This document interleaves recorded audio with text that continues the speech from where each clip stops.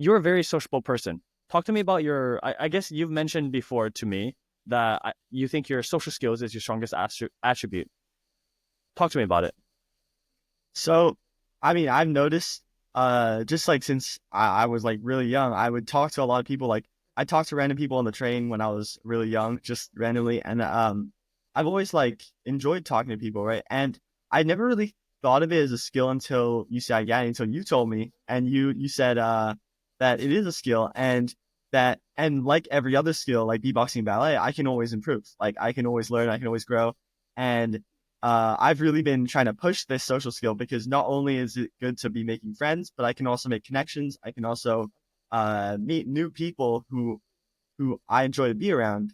And I think for recently, I've been trying to build this skill. And you said there was something I've been doing that I I I haven't been able to identify, like what specifically makes people like me. And I've been really like testing this. Like I like when I meet new people, I try new things. Like um so for example, I had this box of candy, right? Mm-hmm. And I was giving it out to some people because it was a club that I was in, and I was like an officer or whatever. And so these people, I would give out the candy, and they'll be like, "Oh, thank you."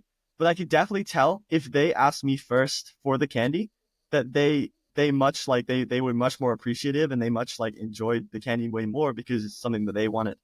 And so it's like small things like this I've just been trying to identify. And it was also because of UCI when we had those reflection times when at the end Mm-hmm. of the day you'd be like, what is one thing you really liked about other people? And I've really been doing that recently because I think learning, like not like it's kind of like learning from your mistakes, but learning from other people as well. Because there's so many smart people around you, so many cool people. And I think just learning from these people is a resource not a lot of people are using.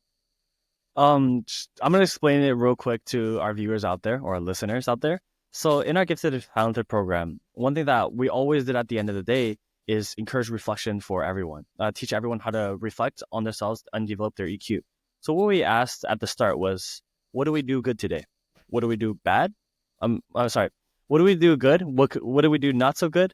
And what could we have done better? And the whole purpose of it is a lot of people go through life just autopilot. You do everything, you never learn anything, and you just constantly go. But if you do this, if you reflect on your actions and something as minuscule or perceived, something that can be perceived as minuscule as giving candy to people, if you can look at it and analyze it and see the purpose behind it and see how people react to different ways that you do perform the same action, you will improve as an individual exponentially. And the reason why is because if you live your life consciously, if you live your life paying attention while others don't, obviously you're going to learn more than other people. Um, in regards to that, I think it's a very, very good, like, what's that called? Understanding, like, I guess you giving people things versus them asking you things.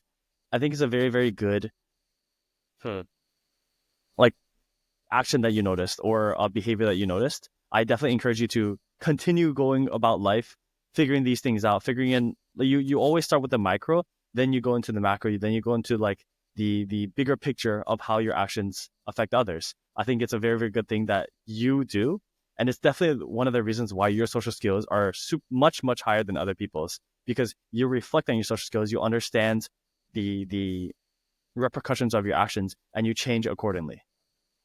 Yeah. So how do you think, I guess, these skills, these social skills, will affect your professional life? Oh, definitely very greatly because I mean, connections, first of all, one of the most important things going into a professional life, and being able to build such good connections with my social skills, which would definitely be useful, is one big thing. Also, being able to I mean, just like ask for a raise is also really like hard to do for some people. And I think is also hard for me, but I think being able to have these social skills, being able to be so extroverted, and use these social skills, I think I can really get an advantage in my professional life using these social skills. Mm-hmm. Um, and I think that's really good because, like, then again, I also want to learn, like, not just in the professional life, but in relation to that is like learning and growing, like I said before, but by being able to like talk to people. And I think like you can't get become a better person, become better at being social if you're not talking to other people, right? If you're just reflecting, it's not gonna do anything for you. And Yeah. so just by being able to talk to people professionally, I'll definitely be able to increase my skill socially there as well. So I think that's always a good thing. One thing that humans can never change about themselves is that we're social animals. Whether introverted or extroverted, we still need some kind of social interaction. I think it's so important that you develop your social skills.